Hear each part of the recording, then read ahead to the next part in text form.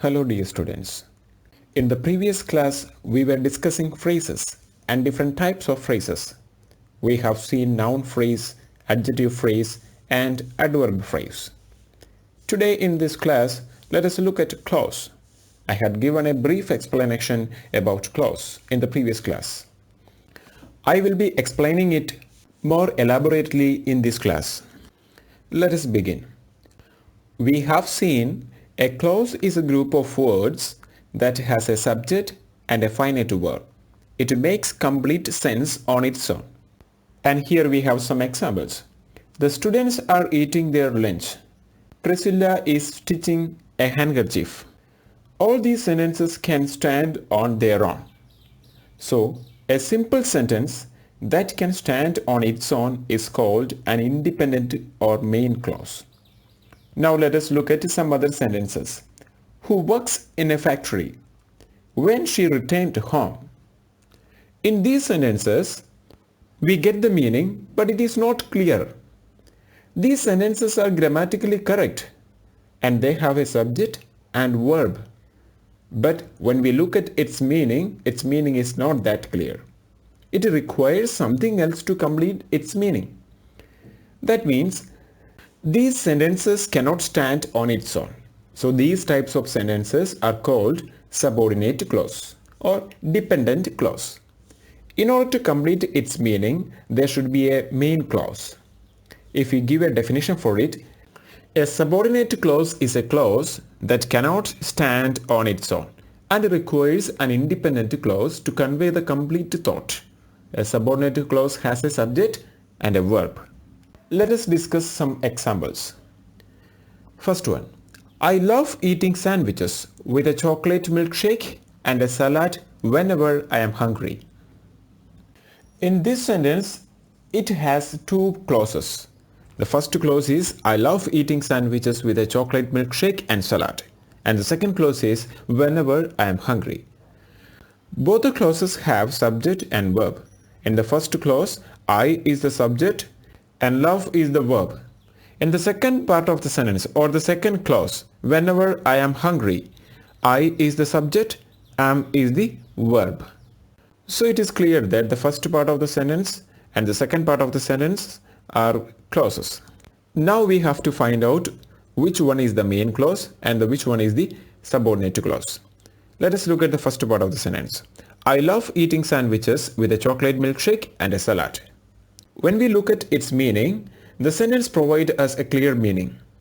Now let us look at the second part of the sentence. Whenever I am hungry. When we look at the meaning of this sentence or this part of the sentence, we don't get a clear meaning. It is not completed. We feel that it is incomplete. Something else is needed to complete the meaning of the sentence. So the second clause, whenever I am hungry, is a dependent clause.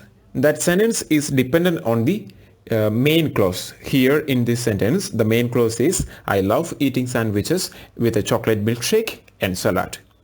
Let us look at another example. The book you were telling me about is available in the library. The book you were telling me about is available in the library. When we discuss about this sentence, apart from the previous sentence, the subordinate clause is not placed after the main clause or before the main clause. In this sentence, the subordinate clause is placed in the sentence. Let us find it out. The book is available in the library. The book is available in the library. And the other clause is you were telling me about. You were telling me about. So when we read the entire sentence, the book you were telling me about is available in the library. So let us take the main clause. The book is available in the library. And it provides us a clear meaning and it can stand on its own. So now let us find out the subordinate clause. Subordinate clause is here, it is you were telling me about. Here the subject is you, were telling is the verb, and you were telling me about is the is another clause, and that depends on the main clause. And also when we look at it, you were telling me about. This clause is talking about the book. So we can say that you were telling me about is a clause and it's a subordinate clause, and at the same time it qualifies the subject, the book. So this clause is standing as an adjective in this sentence. So once again, the book you were telling me about is available in the library. And the main clause of this sentence is the book is available in the library. You were telling me about is the subordinate clause. Now let us look at another example. I waited for Maratha till it began to rain. I waited for Maratha till it began to rain. In this sentence, I waited for Maratha is the main clause. Till it began to rain is the subordinate clause. So dear students, in order to find out the main clause and subordinate clause, we have to understand the meaning of the sentence. Let us go further. Just like phrases, subordinate clauses also have different types depending on their function in a sentence. We have just seen in the second example, the book you were telling me about is available in the library. The subordinate clause you were telling me about is qualifying the book, and that stands as a adjective. So what clause it will be? It will be an adjective clause. The subordinate clause of that sentence is an adjective clause. Now let us look at more elaborately here. The main three types of subordinate clauses are noun clauses, adjective clauses, adverb clauses. So I hope you understood what is an adjective clauses, but even then I will explain it once again. Now let us begin with the noun clause. So as we have seen in the phrases, and the noun phrase stand as a noun, and here also the noun clause act as a noun in a sentence. So in the difference between the noun phrase and noun clause is that the noun phrase will not be having a subject or a verb, but the noun clause will have a subject and a verb. Both the noun clause and noun phrase are group of words and they function as noun, but the difference between the noun clause and noun phrase is that noun phrase will not be having a subject or a verb, and the noun clause will have a subject and a verb. Let us see the example. What she wants to be is a famous singer. What she wants to be is a famous singer. In this sentence, what she wants to be is the subordinate clause, and it stands as a subject.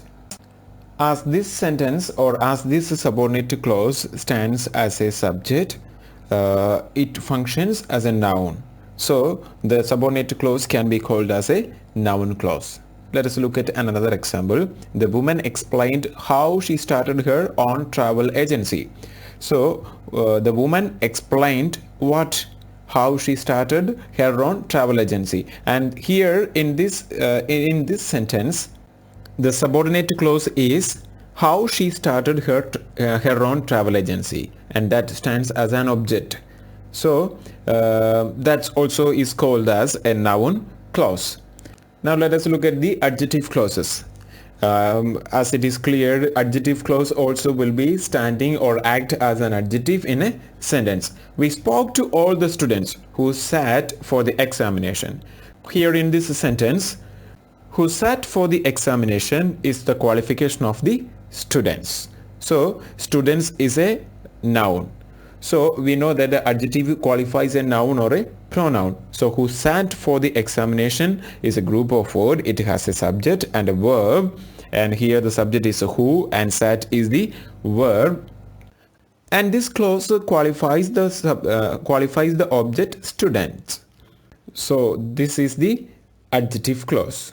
And the previous example we were discussing, the book you were telling me about is available in the library. You were telling me about is the subordinate clause, and that qualifies the noun, the book.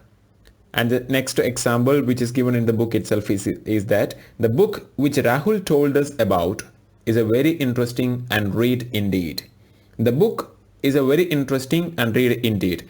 And the book which Rahul told us about, so the subordinate clause is which Rahul told us about, and that is the qualification of the noun or the subject, the book. So which Rahul told us about is also a subordinate clause and an adjective clause. Now let us look at the next one, that is adverb clauses. Adverb clauses also act as a adverb. So for example, we can go on holiday wherever you like. We can go on holiday wherever you like. In this sentence, we can go on a holiday is the main clause. Wherever you like is the subordinate clause. And what type of subordinate clause is that? Adverb clause. When we find out the adverb clauses, we have to keep in mind regarding the adverbs also. There are different types of adverb clauses are there. We have already studied the different types of adverbs also. For example, adverb of manner, adverb of place, adverb of time, adverb of reason, adverb of condition, concession, etc. So we have to keep in mind those adverbs also. So already we know that in order to find out the adverb of manner, we have to ask the question how, and the place where, and the time when, etc. Likewise, we have already studied that one, so I don't want to explain it more. So we can easily find out the adverb clauses also. We just want to ask the questions that we have studied for the adverb of place, adverb of manner, adverb of time, etc. So here also let us look at this example. We can go on a holiday wherever you like. Where we can go on a holiday? Wherever you like is an adverb of place. So wherever you like is a subordinate clause and it qualifies the verb. Let us see another example. I love eating sandwiches and chocolate milkshake and salad whenever I am hungry. Here the subordinate clause is whenever I am hungry, and it qualifies the verb, and it is adverb of time. Whenever I am hungry, so it is adverb of time. So dear students, I am just packing up the class here, and today we have seen the difference between the main clause and subordinate clause. And we have discussed the three different types of subordinate clauses: noun clauses, adjective clauses, adverb clauses. And dear students, as we have studied already the adverbs, you have to look at the page number 4 and the different types of adverbs given over there. And as a homework, I request you all to find out the answer of exercise C, page number 3. That is to underline the main clauses and to circle the subordinate clauses in the sentences given below. Thank you. Have a nice day.